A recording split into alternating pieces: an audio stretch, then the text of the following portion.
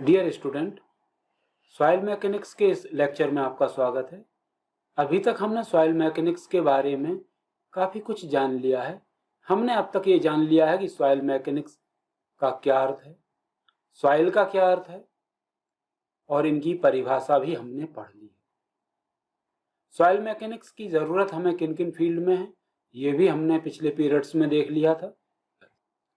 Karl टर्ज़गी ने 1925 में इस सब्जेक्ट की विधिवत शुरुआत की थी। First book on the soil mechanics लिखी थी, इसलिए उन्हें फादर ऑफ सॉइल मैकेनिक्स कहा। लिमिटेशंस ऑफ सॉइल मैकेनिक्स समझना हमारे लिए बहुत ज्यादा जरूरी है।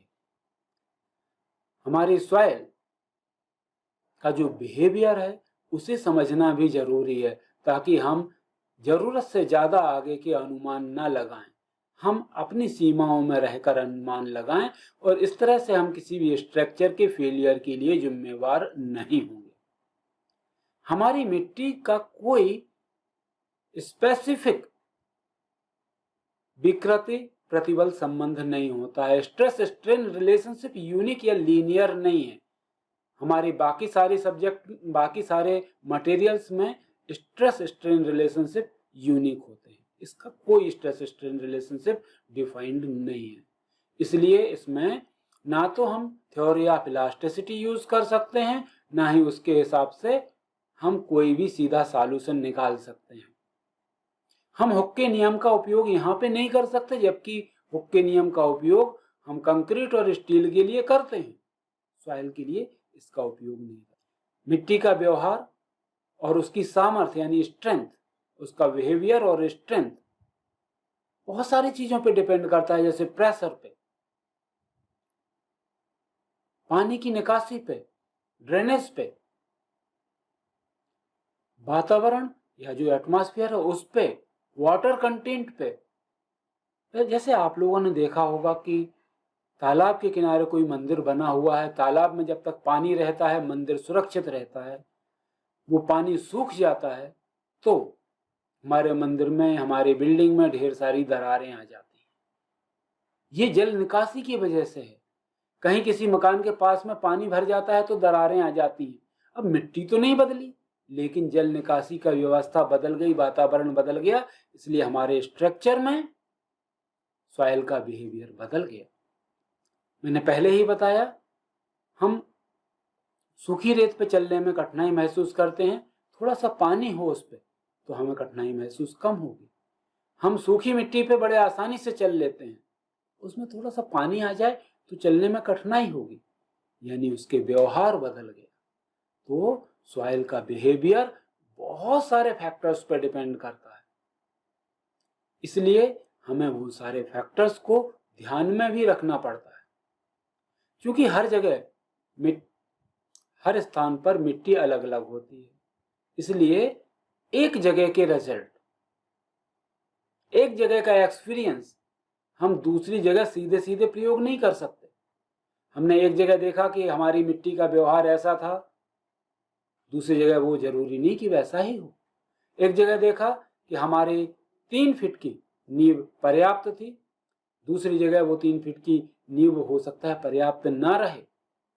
तो हमें ये बात बहुत अच्छे से ध्यान में रखनी होती है कि हम एक जगह के रिजल्ट को सीधे सीधे दूसरी जगह उपयोग ना करें। हम सारे स्थितियों को बहुत सावधानी से, क्योंकि मिट्टी परिवर्तन के लिए संवेदनशील होती है, इसलिए मिट्टी के नमूनों पर किए गए परीक्षण के परिणामों को सावधानी पूर्वक व्याख्या की जानी चाहिए। सॉइल बहुत सेंसिटिव है, जरा भी डिस्टर्ब हुआ उसके गुण बदल जाते हैं। जैसे मिट्टी की डेंसिटी हम फील्ड में कुछ और पाते हैं, लेकिन जब उसको खोदने लगते हैं लैब में लाने के लिए तो उसकी डेंसिटी बहुत कम हो जाती है, मिट्टी फैल जाती है, उसका प्राकृतिक ढांचा, प्राकृतिक स्ट्रक्चर पूरी तरह से बदल जाता है। हम मिट्टी में कोई पायल अगर जमीन के नीचे ले जा रहे हैं तो मिट्टी का रेजिस्टेंस बहुत कम मिलता है, जबकि जब हम कुछ दिनों तक उसे वैसा ही छोड़ देते हैं और फिर निकालने की कोशिश करते हैं तो मिट्टी का रेजिस्टेंस अलग मिलता है। इस तरह से हमें मिट्टी के इन गुणों में होने वाले परिवर्तनों पर बहुत ज्यादा ध्यान देना होता है।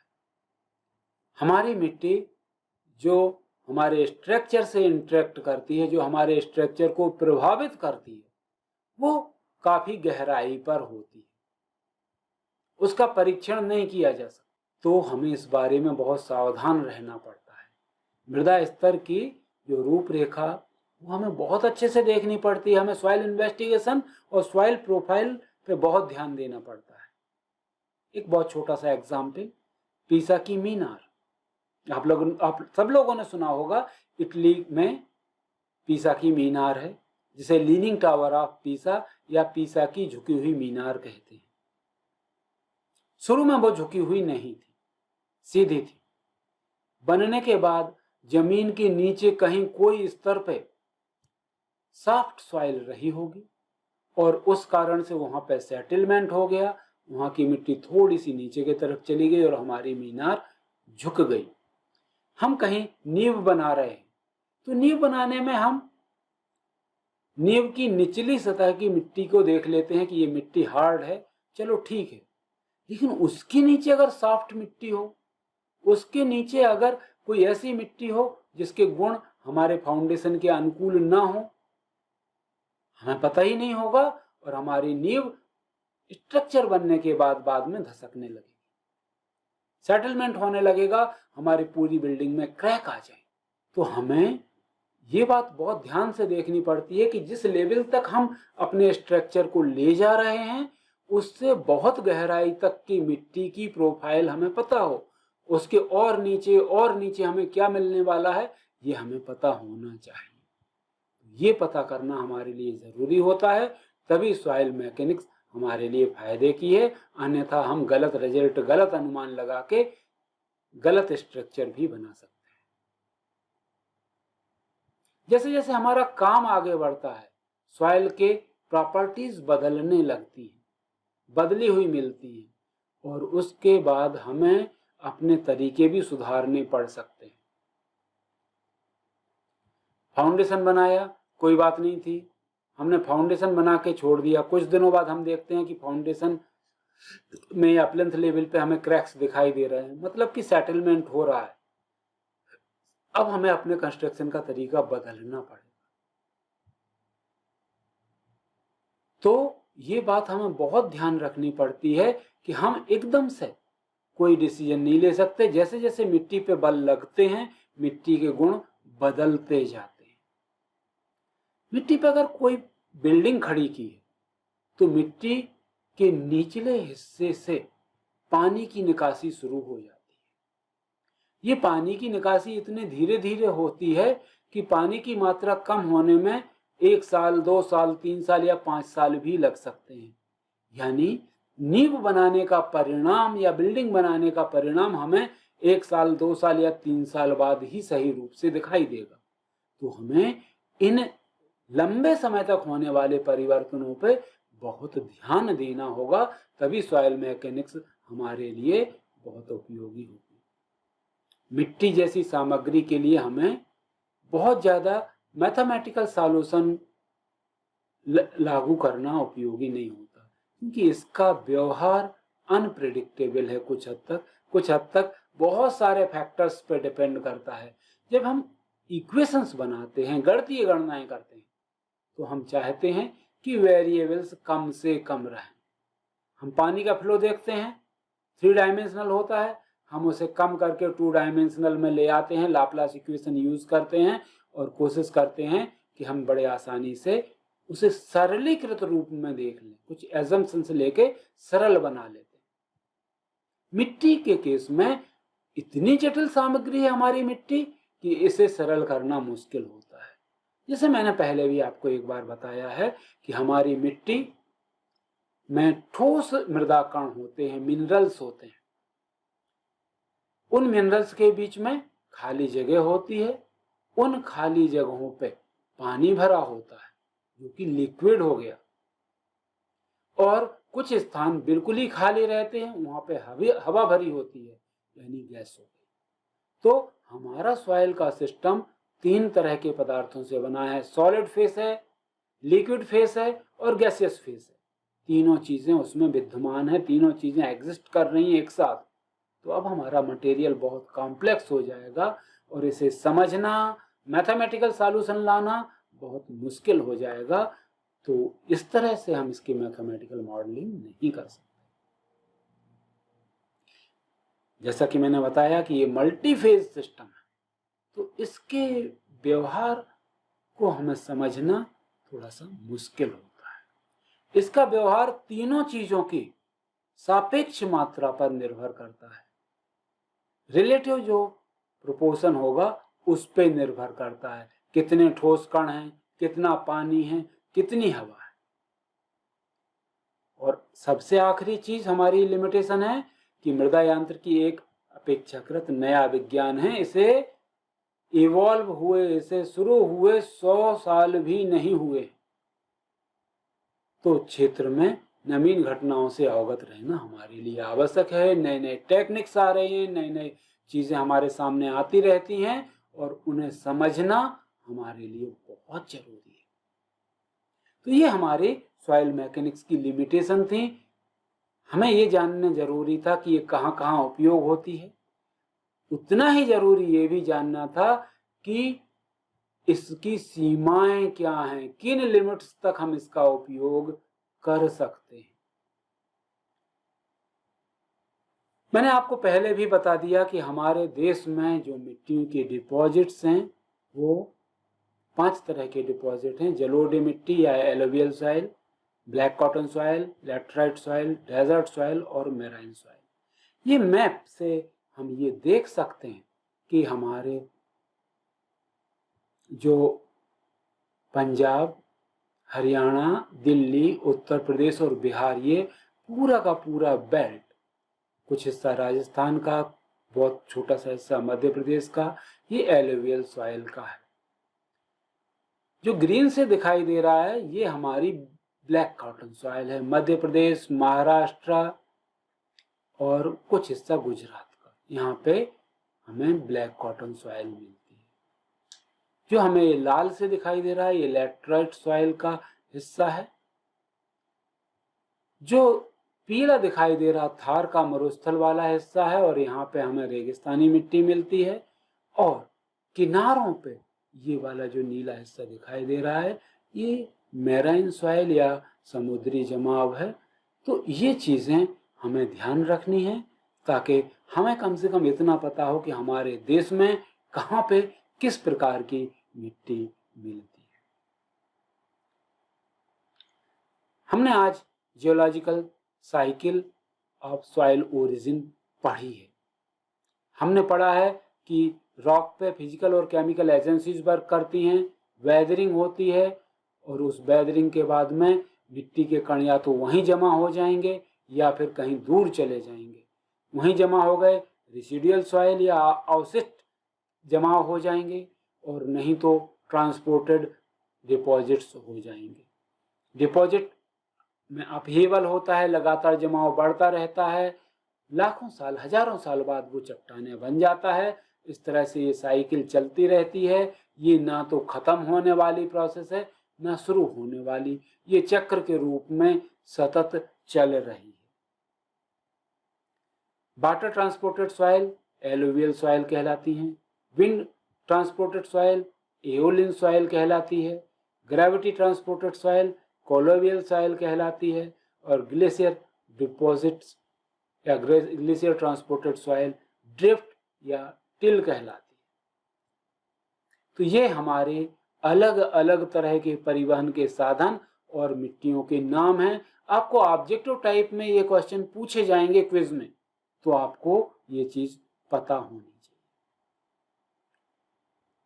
अब हम एक महत्वपूर्ण टॉपिक पे आते हैं, प्रावस्था आरेख। हमारी मिट्टी में 3 अलग अलग तरह के पदार्थ पाए जाते हैं, ठोस कण, द्रव के रूप में पानी और गैस के रूप में हवा। इन तीनों की वजह से इसका जो डायग्राम बनेगा वो फेज डायग्राम कहलाता है। तो सॉलिड, वाटर और एयर, ये 3 अलग अलग प्रावस्थाओं में, सॉलिड, लिक्विड और गैस में, इनसे जो हमारा डायग्राम बनेगा वो फेज डायग्राम। फेज डायग्राम का है क्या है? The phase diagram is simply diagrammatic representation of real soil. It is useful for studying the various terms used in the soil engineering and their interconnections. इसके सहारे ही हम सारी परिभाषाएं पढ़ेंगे और उन परिभाषाओं में क्या संबंध है वो इसी के सहारे देखेंगे। जैसा कि मैंने पहले बताया, प्रावस्था आरेख वास्तविक मिट्टी का एक सरल रेखीय निरूपण है। यह मृदा इंजीनियरिंग और उसके संदर्भ में उपयोग किए जाने वाले विभिन्न शब्दों के अध्ययन करने के लिए उपयोगी है। प्रावस्था आरेख बनाने में हम कुछ एजम्पशंस लेते हैं। एजम्पशन बड़ा सिंपल सा है कि सारे ठोस कण नीचे इकट्ठे हो गए, डेंसिटी ज्यादा है, उसके ऊपर जल इकट्ठा हो गया और उसके ऊपर वायु इकट्ठी हो गई। इस एजम्पशन के साथ में हम प्रावस्था आरेख बनाते हैं।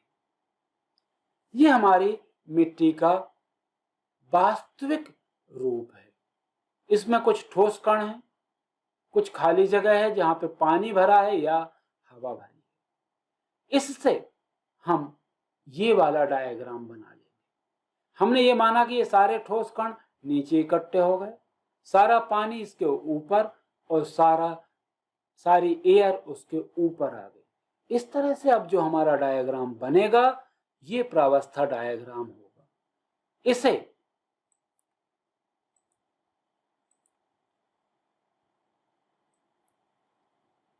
इसे हम सॉइल मास कहते हैं। ये भी हमारा सॉइल मास का ही रिप्रेजेंटेशन है। ये मैक्रोस्कोपिक व्यू था, अगर माइक्रोस्कोप में रखेंगे तो दिखाई देगा। और ये जो दूसरा दिखाई दे रहा है ये फेज डायग्राम है। इस फेज डायग्राम को देखें और पहले व्यू को देखें तो बहुत अंतर हमें दिखाई देगा। ये बहुत जटिल संरचना थी और ये बहुत सरल हो गया है। तो फेज डायग्राम की सहायता से हम ढेर सारी परिभाषाएं पढ़ने वाले हैं। ये हमारा माइक्रोस्कोपिक व्यू है सॉइल मास का। इसे हम इस तरह से चेंज कर देते हैं। सारे ठोस कण इकट्ठे यहाँ पे हो गए, ये ठोस कण यहाँ पे आ गए, जो खाली जगह पे पानी था वो यहाँ पे आ गया और जो खाली जगह पे एयर थी वो इधर आ गई। इसमें हम लेफ्ट साइड में वेट दिखाते हैं और राइट साइड में वॉल्यूम दिखाते हैं। तो इस तरह से अब जगह भी फिक्स हो गई, लेफ्ट में वेट और राइट में वॉल्यूम दिखाएंगे। फेज डायग्राम बड़ा सिंपल सा है। सॉइल के एक्चुअल सॉइल मास के सारे सॉलिड पार्टिकल्स को नीचे, उसके ऊपर जल और उसके ऊपर एयर को मानते हुए जो हम सिंपलीफाइड डायग्राम बनाते हैं उसे फेज डायग्राम कहते हैं और इसे ही हम ब्लॉक डायग्राम भी कहेंगे। अभी तक हमने जो दो डायग्राम देखे थे वो 3 फेज डायग्राम थे, लेकिन दो स्थितियां ऐसी आती हैं जब हमारा डायग्राम 2 फेज डायग्राम होता है। अगर हमारी मिट्टी संतृप्त है, यानी इसके सारे पोर्स, सारे रंध्र पानी से भरे हुए हैं, तो इसमें हवा होगी ही नहीं। इस तरह से ये 2 फेज डायग्राम होगा जहां पे सॉलिड और वाटर होगा। हमारी मिट्टी अगर सूखी हुई है तो हमारा 2 फेज डायग्राम बनेगा जहां पे कि एयर होगी और सॉलिड्स होंगे। तो ये हमारा फेज डायग्राम था। फेज डायग्राम में टोटल वेट को हम W से रिप्रेजेंट करते हैं और टोटल वॉल्यूम को हम V से रिप्रेजेंट करते हैं। अब हमें कुछ परिभाषाएं देखनी हैं, वो हम अगले लेक्चर में शुरू करेंगे। तो हम फेज डायग्राम से शुरू करेंगे फिर से और फिर हम सारी डेफिनेशंस को पढ़ेंगे। Thank you.